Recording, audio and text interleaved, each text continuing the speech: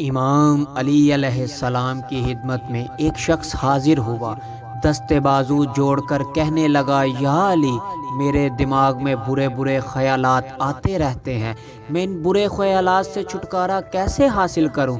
بس امام علی علیہ السلام نے فرمایا، اے شخص، اگر تم چاہتے ہو کہ ان برے خیالات سے چھٹکارا حاصل کر لو تو کوشش کرو اور اپنے آپ کو رزق حرام سے بچایا کرو۔